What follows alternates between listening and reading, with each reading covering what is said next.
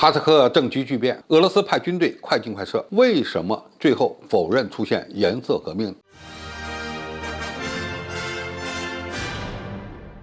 观众朋友、网友朋友，大家好，我是付先生。近日，哈萨克斯坦突发大规模的骚乱，突如其来的国内冲突让哈萨克政权一度岌岌可危。然而，这场危机来得突然，去得也迅速。在哈萨克斯坦总统托卡耶夫请求下，俄罗斯领导的吉安组织迅速出兵，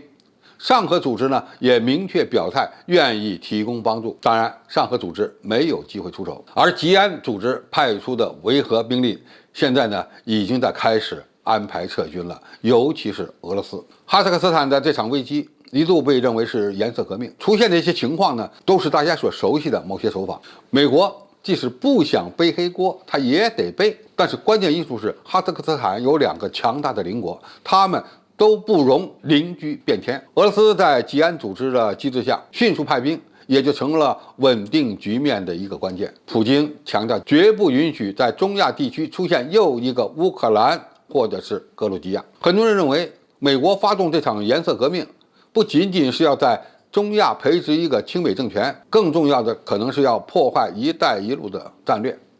甚至呢要把俄罗斯力量从乌克兰转移到中亚。但是等事件平息之后，我们再回过头来看，恐怕还不完全是那么回事。哈萨克斯坦首先呢声称，它国内呢出现了2万名恐怖组织分子，但是只向吉安组织呢申请援兵，而不是上合组织。究其原因，可能出于这几方面的考虑。首先，吉安组织与上合组织的性质不同，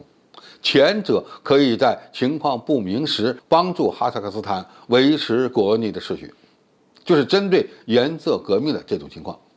而上合组织它的主要任务是反恐，而且呢也需要哈方提出申请以后，反恐部队才能出动。在哈萨克斯坦确认遭到恐怖主义袭击之前，他是没有理由要求上合组织出兵的，当然也没有这样的一个必要。其次，哈萨克斯坦是一个在大国之间走平衡的国家，在安全问题上它依赖俄罗斯，在经济上与中美呢加强合作，甚至呢不愿意得罪美国。先通过吉安组织让俄罗斯出兵来稳定局势，然后呢再通过“一带一路”的经济项目来开展和其他国家的合作，这是一种比较好的平衡方式。就算这次亲美的势力被清除了，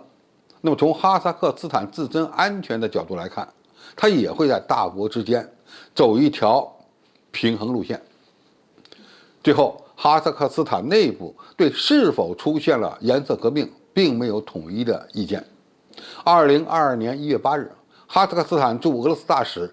叶尔梅克·科索尔巴耶夫就表示，在外交层面，我们不能说存在着明显的干涉迹象，因此没有干涉。也就是说，哈萨克斯坦内部也不确认是否有外部势力发动了颜色革命。另外，对出现大量恐怖分子的认定呢，其实呢也存在着分歧。这些持有武器的人员更有可能是那些被策动的民间力量。哈萨克斯坦总统托卡耶夫对此次事件的定性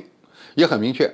是为谁政变。那么现在再回头来看，哈萨克斯坦这次动乱最大的原因还是民生，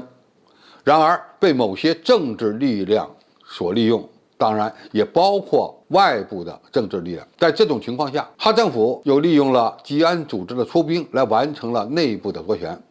如果真有恐怖组织活动，而且出现了当地政府无力解决的情况，那么上合组织自然会出手。这说明并没有真的出现2万名恐怖分子的情况。总体来看，这场哈萨克斯坦的动乱在外界看来像是颜色革命，这其中呢也有非政府组织活动的因素。那么这些非政府组织多半呢由外国的一些经费所支持的，但是它最终算不算是颜色革命，目前呢即使是在哈萨克斯坦内部呢也存在着争议。但是不管怎么讲，由于美国过去经常这么干，而且他干的坏事太多了，那么让他背个黑锅也算是报应。好，今天评述就到这里，谢谢大家收看，我们下期再见。